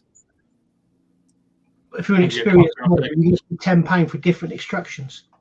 Yeah, I get that, but still, I do like Airfix instructions. Hella's got good instructions. Hella's have got good instructions. Who was it the other day? I was watching a manufacturer. I think it's ICM. They now do CAD instructions, so you watch it on video, and it shows you going there and then there, and it's Yeah, the yeah. plot. They I do that thought for- that was yeah. phenomenal. Hmm. Yeah. Yeah, John. No, they didn't. The U-boat wasn't. It's not Airfix tooling. They've only ever released one tooling of a submarine, and it's that. They've never done any other. So somebody said they did release a Stingray, you know, from Jerry Anderson, but you could only buy it from Lions Bay. I think that's a lie. No, that they wouldn't just create a tooling and They did sell the it gas through- boot tooling of the U-boat, but I Yeah. don't know who it was by. Yeah, It but was they never. that Stingray was probably an MPC kit because Airfix and MPC used to be together, didn't they? Yeah. But Well, that you was know, they're gone now. MPC is still around, aren't they? Yeah. Aren't they Yeah, owned by that other company in America that's bought AMT, Lindbergh, and all that? Round two. Round two. Remember I think- Johan? Remember Johan cars? Oh yeah, man. Get those in Kmart. Yeah. They call him Johan. I guess some people call him Johan, Johan or Johan, and you never knew what color plastic you were going to get. And yeah, you know, those they can fetch a pretty penny here. Some old Johan kits. Yeah. HS modeling, the Das Boot sub was Revell. It's Mirage Hobby. Was it Mirage Hobby? Yeah. That rings a bell. It wasn't their kit. It wasn't their kit. I did a video on it, so I must know it was Mirage Hobby actually. Yeah, because the Stingray was a Kickmaster tool, so there wasn't an Airfix tooling. So the only actual tooled submarine that Airfix have ever done is actually. So I was right. I didn't think Stingray was. They wouldn't just do a tooling to sell it through Lions Made, and you buy a cake and you can buy this Stingray kit. You know, it kind of happened. Not happening that. So yeah, but that's the only submarine they've ever done, and I don't think they did an half bad job on it. I just wish that it had more detail. I wish that, you know, if you look at the picture, if I put it up, put the picture up a minute so you can see. Let me get myself bigger. Right. So there it is. You can see the pictures like an actual photograph, and you can see there's a lot of what's it called? Plastic, rubber tiles on it, isn't there? I just wish that they had added those rubber tires as like recessed panel lines that Is you it could. rubber tiles or is it just stress skin? It's rubber tiles. Is it? I'm sure it's rubber tiles because one of the guys who, one of the lads who comments regular on my channel, is it David or somebody? I'll find the comment again and look for it. He said that they would lose the rubber patches and underneath would be rusty steel Should underneath. imagine it did, yeah. You know, right? Okay, fair enough. So they may still have that Stingray then. If Airfix bought the Kitmaster range of locomotives, they may have the Stingray tooling. That would be interesting because they could release that, not as Stingray. They could release that as Ray Sting. You know what I mean? They could release. I don't know why they don't bother. All this licensing. Why they've done it already with the KT. They've re-released the lorry, the truck now as general service wagon. Why can't they release that tool just so where it just looks a bit like it? You know what I mean? Yeah, science fiction submarine. Yes. Well-known science fiction submarine. Yeah, it's popular. Yeah, it's probably time. Science Unter Wasser Vessel. Unter Wasserbot. Yes. So Monuments has gone to bed. Nice to see you. I'll be feeling better, mate. Yeah, so Everett's got that from the locomotives. Fair play. All UK submarines are covered in anechoic tiles. Isn't that rubber? It's usually synthetic. It's a synthetic rubber, but it's like got little holes inside it, so it's like a sponge kind of thing. Yeah. So that sonar comes in and then gets dispersed, so it doesn't reflect as much. It's like stealth coating for subs. Stealth, yeah, for sub, yeah. But yeah, it's similar to the tiles on the space shuttle, except for acoustic deflection. Deflection, I think I should say, rather than heat shield. Yeah. So probably made out of silicon as well then, yeah? Like silicon. Oh, yeah. All right, Craig, while you're on, I'm a submariner. I got bollocked for saying this. If you're a submariner, I've got family, right, naval. They call that the conning tower. What do you call it? I've been told it's a fin or a sail now, but would you know that as the conning tower? The British call it the conning tower and the Americans call it the sail. Right. Yeah, sail. But somebody said they don't even call it that. They call it the fin. I've never heard that. But that's just me. There's somebody comment on it saying that they don't call it the conning tower. It's never called that. It's called it. Hang on. So it's a conning tower. Conning tower is inside the fin. Ah. So there you go.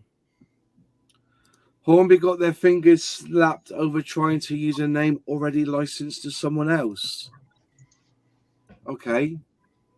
That happened to Phil Flory, didn't it? When Phil Flory first started, he called himself Pro Modeler. And Monogram got really funny because Monogram do a special range of kits, don't they, called Pro Modeler. And they got really funny. In fact, it was Revell USA that got funny with him. And he swore he would never buy another Revell kit, but he did. You should have just said I was spelling it with 2 L's. Yeah, why not? Is one. I'll tell you who's a bugger at the moment is the Enterprise brand. You know, the rental cars? You know, if you name your company Emotive, eMove, Electric, they come down on you hard. If you go and try and trademark anything with the letter E before it, they come down hard. You can't use it, or they put real harsh stipulations. Wow. In their thing, yeah, they've trademarked the E, which is ridiculous. Right. He got the name because he served on the Enterprise. He was on that's why he called it Enterprise. He was like an old vet. So he about Eleanor trademarked the name for his company, but I mean the Enterprise. Come on, man! The Enterprise is trademarked to CBS anyway, because obviously for Star Trek. Yeah, and I never knew that. And Submariner is pronounced submarine with an R at the end, so Submariner, not Submariner. It's Submariner. That may be the case in America. I don't think that's right over here, is it? Probably in America, yeah. This is an English broadcast, God damn it. Hold on a minute, we're going down the decal route here, isn't it? I got a bollocking the other day because I said glue and not cement. Yeah, I got that one before. I know. I mean, it's neither, actually. So, bonding agent. All right. So, Moss, any auction tonight? Folks have been asking. Are they asking for auctions? Well, Nigel said he's not going to overbuild that kit. James, look what came in the post today. He doesn't want to part away with anything else. Another book. You going to put that deal on your channel soon, there, Nigel? I know what we could do this in an auction. Let me auction that one off. Start We'll bidding auction it. off, I'm joking. We've got £2 already, Nige. £2. Me and my wingnut wings. Oh no. How many have you got, Nigel? How many wingnut wings have you got? 20. 20 of them. That's your retirement fund. I keep trying to buy more. I don't know why, because I think, I'm going to build one and look at it and you think, it's 300 quid. Put the top back on. All right. Anyone got a 1/24th mosquito they want to sell me? Because I've seen the prices of them going at scale model shows now for nigh on 200 nicker. Yeah. 200 quid. Because that's the 1990s tooling as well, isn't it? I think Little History had a problem with the naysales on them, but everything else has been pretty good on it. The tires are horrible. Are they? Yeah, they're horrible. Did you build it? So Taggers has a point. I get that, yeah. Well, yeah, I get that. Well, if you'd like to know, my new iPhone turned up today. So, new iPhone. So Nice one. I'll be filming there you go. with this at the moment. But, yeah, so, because my other one's dying. Pardon? Let's see your screensaver again. My screensaver is my little dog, Toby. There's mine. Oh, that's delightful. Yeah. So delightful. It was only about 6 months old there. He's a lot bigger and narkier now. So bless him. He's Feel like you did, bigger and narkier. a bit more narky. Yes, narky. What a word that is. But so Nunu's got a new camera as well, haven't you, Nunu? Yes, indeed, I have. Nice one. What did you go for in the end? I went with the Sony camcorder, Oh, fair play. which is doing a great job. I released a video today, and everyone noticed the difference. So Yeah. this one hopefully will be the one that will get the money for the proper one. Yeah. So yeah, I went and bought myself a new iPhone for the channel this time, and then go on. This one is not that expensive, Moss. And the thing you were saying about focusing, Yeah. you can do with this one fairly easy. Send me a link across then. I need to do something. Yeah. Because I canny. As I said, I love my iPhone and I've used it very. I just wanted, and also, I want a camera that I can actually have like the screen faces. So the nice cameras here, but there's no screen. So when you point at you can't see. But apparently, because this is USB-C, you can now mirror a monitor. But I've got to find a 7.5-inch monitor then, or a 5.5 inch to do it. But that's the problem you've got. The front camera is not as good as these. You get all these three here. So when you're filming yourself, you might not be even in shot. But You can do it on the computer, even with this old iPhone 10. Yeah. But when you're out and about filming yourself at model shows, I want to be able to. Oh, by the way, thank you about the insurance. Yeah. Checked up on mine. But because I've got mine insured for discos and stuff, I'm covered. But you are right. If you go to a model show and create content, It's work. it's work. Yeah. Only if you're monetized. Yeah, if you're monetized. So yeah, definitely one of them. It's good if I checked, but yeah, I'm all covered anyway because I'm self-employed anyway, so it's registered self-employed business use anyway. So, but yeah, it's all good. But I need to wait. What am I saying here? How can you get me Immortals get stickers from you guys? Just become a member, and I'll send you stickers and my zines and a woven patch. We might have to wait. I've only got 5 Moz patches left, but I'll send some more if you want some. And man, you do stickers as well, don't you, Alex? You do stickers, don't you? Patches, I just stole everything from Moss. So yeah. Yeah. It's great. Well, you've got to do it as well, Nigel. Do challenges so people can earn little woven patches off you, like, you know. I need to get somebody to help me, I think, because it's been a beautiful day today. I've been out the door hardly, other than taking Jess. I've been on the computer all day doing shit. Yeah. Gets too much sometimes, doesn't it? Yeah. Like I was saying, I'm building the Hobby Boss Bearcat. So Bearcat? What's a Bearcat? Bearcat? Oh, shut up, you tart. Right. Yeah, it makes me laugh because it's an F8F 1B, but it's got the 2B on the front. It's a box art. It's got the longer fin at the back, and it's got the cowling or spread up there. But it's, You being a rivet counter. and yeah, I am. Yes, he is. Unfortunately, We need a decent Bearcat. Hobby Boss effort is mediocre, but good detail on it. Nice detail. Fit. It could do with an Airfix makeover or Tamiya makeover, really. And also, no matter what I try, can you see that? It doesn't go. It's not middle. That there is. It's just up slightly. I can't. Even though you try, you put it on the fire.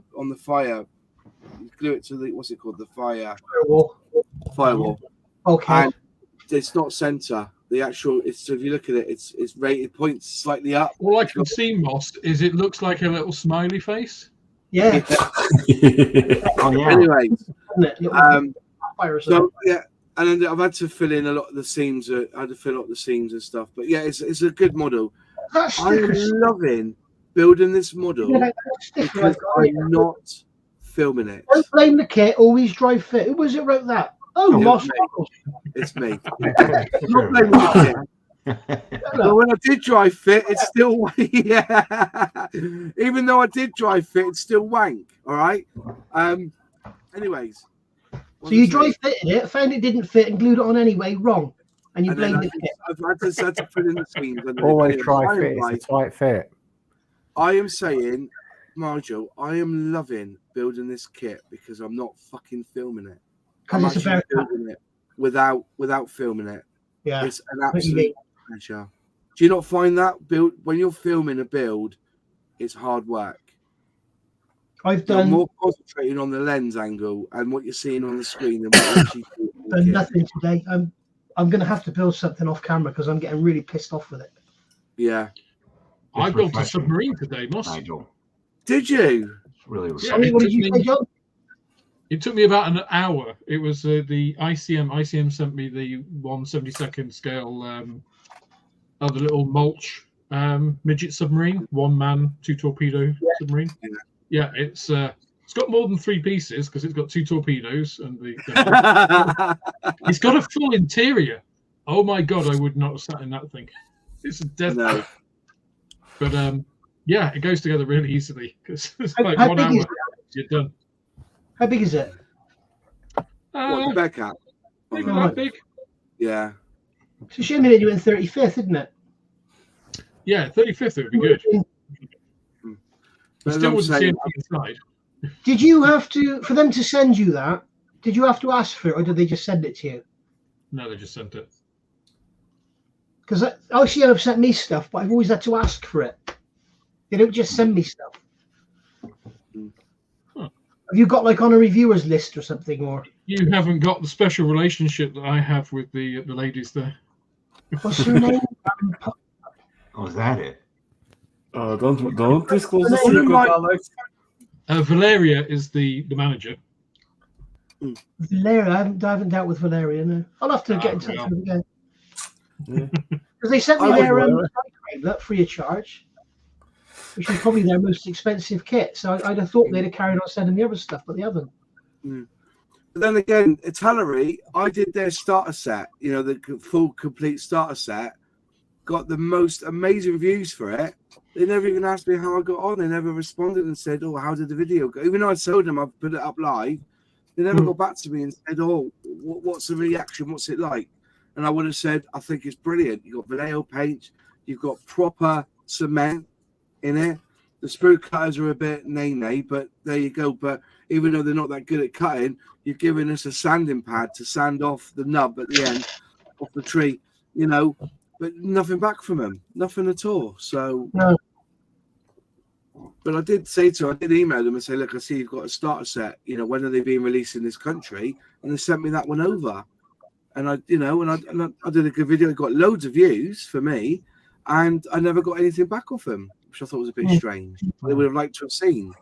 So, but like I say, I get sent stuff all the time. I've got that engine to build, you know, the real build a little engine. I haven't got around to doing it because there's some bits that were wrong. I've had to send them out to me. Yeah. I've got that laser cutter that I'm still got upstairs that I haven't done a complete video review on because it's learning the software. Actually, learning software is 80% of owning a laser. Because that laser cutter, anyone can own a laser cutter machine, but trying to learn that software. Average Bond villain can own a laser cutting machine. Yeah, but I've heard people say they're going to get a 3D printer and make copies of their kit parts. Oh yeah, how you going to do that then? You're going to show it the kit part and say, "Make one of these, please." No.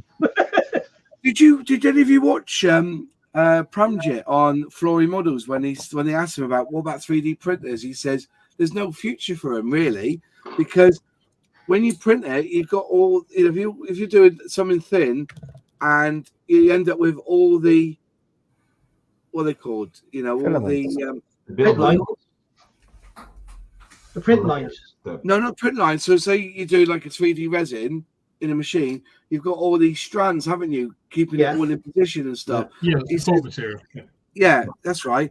He said if you're doing a wing, it'll be a nightmare because you have to trim it all off and then sand it all, then you lose all the detail. You can't really do recessed panel lines too well on 3D resin. Is that right? No. You reckon that you'll be able to I think he's got a bit of vested interest there. Well, surely if you did a wing, this is the inside and this is the outside, you would print it like that, so all the legs are coming off the inside. You just snap it off and that'll be it. Yeah. I don't even have a 3D printer, but that's to me just logic. Right. Okay. Well, you've got to make sure you train out the excess resin, otherwise the parts explode. But the other problem with it though is, and Alex will know this because he's got one, when you do thin parts, they do tend to bow, don't they? Yeah. But then there's ways around that as well.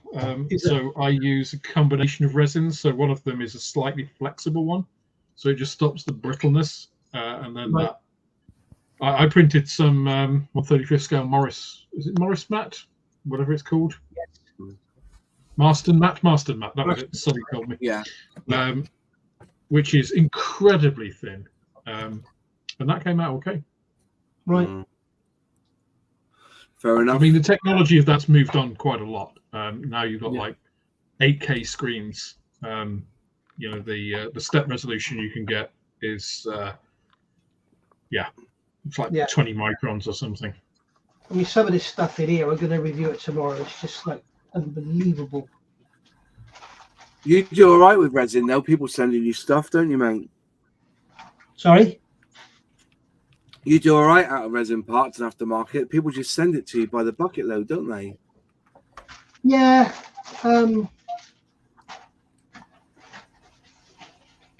I do have a lot of stuff. The trouble is they send you the stuff and they all want to see it being used. Yeah. You have to go and buy the kit and build it on camera. Yeah. Which I've said I'll do to Peter with this one because this is that 32nd scale Messerschmitt. It was 26 quid. But, you know, and I've already got the A20, so that's okay. But, you know, if somebody sends me an engine for a Qatari Spitfire, for instance, I don't want to go and spend £80 just to show me fitting their resin engine they've just sent me. You know? Yeah. I get that. Like you say, you do reviews for some people, and they don't even come back to you and say thanks for doing the review. It's like, you know. And again, I'm in two minds about it because like I said about the Italian one, I was expecting them to come back to me and say, "Oh, can you do some more?"